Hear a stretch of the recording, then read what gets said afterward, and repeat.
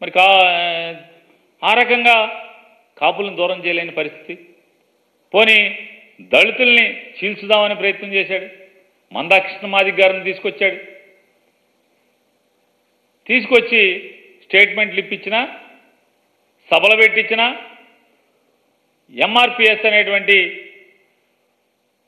ఒక సంస్థను వాడి జగన్మోహన్ రెడ్డి గారి దగ్గర నుంచి దళితుల్లో కొంతమందిని లాక్కెళ్దామని ప్రయత్నం చేసినప్పటికి కూడా నిష్ప్రయోజనమైంది. వాళ్ళ ప్రయత్నాలన్నీ కూడా బూడిదలో పోసిన పన్నీరైన దళితులందరూ కూడా జగన్మోహన్ రెడ్డి గారిని వదిలిళ్ళే పరిస్థితి వారికి కనపడతలేదు. పోనీ బీసీలను చీల్చుదామంటే బీసీలు ప్రశ్నిస్తున్నారు. అసలు చంద్రబాబు నాయుడు మమ్మల్ని వాడుకోవడం తప్పితే మాకేం చేశాడు? ఇన్నేళ్ళు ఆయన 14 ఏళ్ళ ఇండస్ట్రీ అంటాడు. ఈ 14 ఏళ్ల ముఖ్యమంత్రి కాలంలో బీసీలకు ఏం చేశాడు అంటే ఏమీ చేసింది లేదు. ఎప్పటికప్పుడు మోసం చేయటమే. ఇవాళ బీసీలకి వెన్నుదన్నుగా నిలబడి రాజ్యాధికారాన్ని పంచడంలో కానీ, లేదా ఎమ్మెల్యే టికెట్లు, ఎంపీ టికెట్లు కేటాయించడంలో కానీ, ఆత్మగౌరవాన్ని, బీసీల ఆత్మగౌరవాన్ని నిలబెట్టడంలో కానీ జగన్ అనేవాడు నిలబడ్డాడనేది ఇవాళ బీసీలు జగన్మోహన్ రెడ్డి గారిని వదిలే పరిస్థితి వారికి కనపట్టలేదు.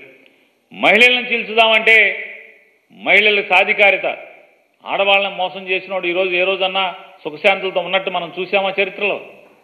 డ్వాక్రా అక్క చెల్లెలకి బేషరతుగా 14,000 కోట్లు మాఫీ చేస్తానని చెప్పని ఆడవాళ్ళని మోసం చేసినోడు ఎవడా అంటే చంద్రబాబు నాయుడు.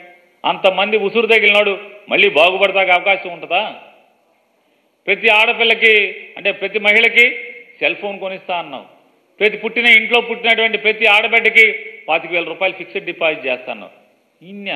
ప్రతి ఆడపిల్లకి, ఇల్లు లేని నిరుపేద ఆడపిల్లకి ఇంటి స్థలం ఇస్తాను, 3 సెంట్ల స్థలం అన్నావు. ఏ ఒక్కటన్నా నెరవేర్చావా?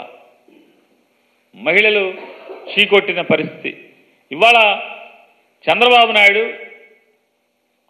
ఈ ఆంధ్రప్రదేశ్ రాష్ట్రంలో మహిళా లోకాన్ని మోసం చేసిన వాడు చంద్రబాబు నాయుడు అయితే, సాయం చేసిన వాడు, మేలు చేసిన వాడు జగన్మోహన్ రెడ్డి గారు అని చెప్పని ఇవాళ ప్రతి మహిళ ఇవాళ జగన్ బలం, జగన్ ధైర్యం, జగన్ అండా దండ ఈ రాష్ట్రంలో ఉన్నటువంటి సుమారుగా 3 కోట్ల మంది పైచిలుకున్నటువంటి ఆంధ్ర రాష్ట్రంలోని ప్రతి మహిళామణి జగన్కి వాళ్ళ అండగా ఉన్నారు.